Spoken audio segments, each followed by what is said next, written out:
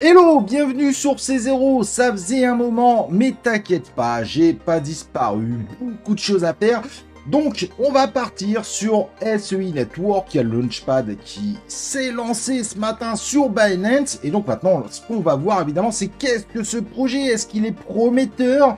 Bref, beaucoup de choses à voir car finalement, c'est le projet du mois d'août, je dirais. Mais est-ce que du coup, c'est le projet pépite ou non du mois d'août? Et je pense que c'est une bonne question. Donc, on va regarder tout ça ensemble, bien évidemment. Le programme t'intéresse, j'espère que c'est bien le cas. Et dans ce cas-là, eh ben, tu restes avec moi et on y va. Let's go!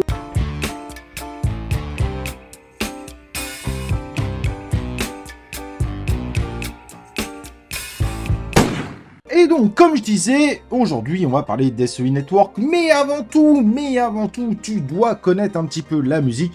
N'oublie pas, si tu viens d'arriver, que tu découvres cette chaîne, de t'abonner sur C0 et également d'activer les cloches de notification pour recevoir en notif mes prochaines vidéos. Et pendant que notre ami Bitcoin nous ennuie, car il ne bouge plus beaucoup, ça fait quelques temps, alors il nous fait quelques petites baisses, quelques petites hausses, mais il reste dans un range, même si on est un peu baissier, et ben du coup, on va profiter pour continuer à regarder des projets comme SEI Network. J'en ai déjà parlé sur la chaîne à plusieurs reprises, bien évidemment, considérant moi-même que c'est un projet à suivre. Et bien maintenant, on va faire une vidéo dédiée. Je pense que c'est le bon moment de rentrer un peu plus dans le détail. Donc voilà, le site d'SEI Network. Alors forcément, le site comme ça à voir, ça va pas te donner toutes les informations, mais c'est pas très grave. On est en gros sur une blockchain Layer 1 qui est conçue spécialement pour les exchanges décentralisés, mais surtout soi-disant pour leur donner un maximum de performance.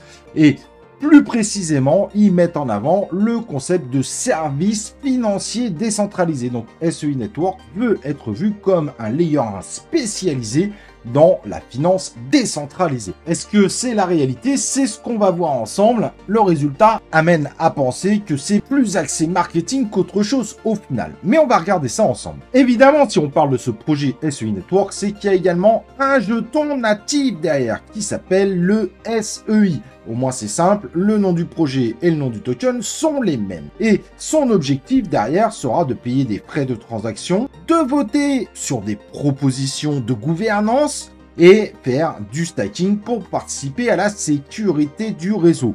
Bien que cette blockchain se dit d'être d'un consensus optimiste, en réalité c'est un proof of stake, mais avec des particularités. Et ça évidemment, on va rentrer dans le détail, je pense que c'est quand même assez important. Et donc, SEI Network affirme vouloir tout simplement proposer une plateforme qui est plus efficace, qui est évolutive pour les DEX et donc qui permettrait aux DEX d'évoluer plus vite. Mais au-delà de ça, elle promet de très grosses performances, c'est ce qu'on va aller voir ensemble, bien que je suis mitigé sur les chiffres donnés, mais voilà, bon, ça vous donne évidemment quelques idées de ce qu'ils veulent mettre en avant et d'une partie du travail réalisé, avec des transactions qui mettraient moins de 50 millisecondes à s'exécuter, 20 000 ops sur la blockchain, donc opération seconde, ils ont volontairement mis ops au lieu de TPS pour se différencier. Il y a quand même une partie honnêtement marketing dessus, pour être honnête aujourd'hui, il y a un certain nombre de blockchains qui font de très belles performances. Ils ont préféré se comparer à du Solana, Ethereum, Bitcoin. C'est une comparaison totalement discutable et le nombre de transactions par seconde est même lui-même discutable. Mais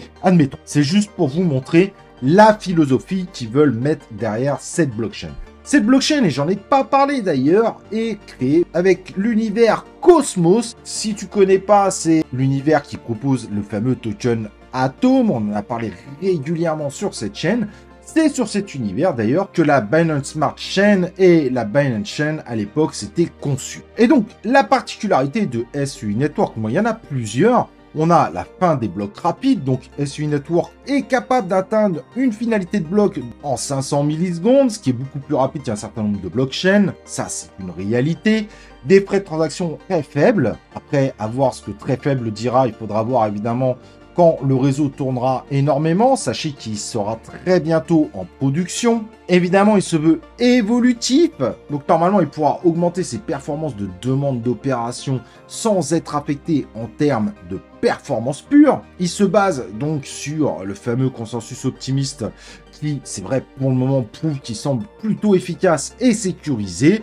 Et c'est une blockchain qui se veut décentralisée. Et donc, le consensus optimiste, c'est une sorte de protocole de consensus qui est utilisé dans certaines blockchains. Il fonctionne en supposant que la plupart des nœuds du réseau sont honnêtes et donc respectent les règles. Évidemment, si ce n'est pas le cas, il pourrait y avoir sanction. Alors, pourquoi ce consensus optimiste est souvent mis en avant par certaines blockchains ?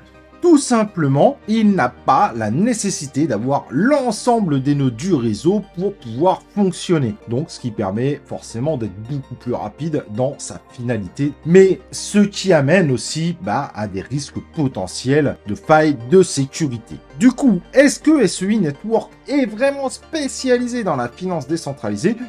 Pour moi, ça reste une image plutôt marketing sur le coup, même si en effet, ça peut améliorer un certain nombre de choses par rapport à l'existant, mais ça fait en fait une blockchain layer 1 supplémentaire, et on verra bien si elle se spécialise réellement dans la finance décentralisée, et ça reste discutable, bien évidemment. Pour moi, si le projet est évidemment très intéressant, il n'en reste pas moins un layer 1 supplémentaire, qui sera lancé en launchpad sur Binance, et qui va donc encore plus diluer les layers 1 disponibles, qui proposent évidemment des environnements de grande qualité. Et c'est ce qui va rendre plus complexe encore demain, finalement, les investissements, contrairement à 2017, voire 2020, où on pouvait facilement miser sur des cryptos. Il y avait peu de chances que ça ne nous fasse pas un très bon bull run. À l'avenir, ça risque d'être plus délicat, vu le nombre de multiplications des layers 1, la concurrence potentielle des layers 2 et les layers 3 qui vont arriver à la suite.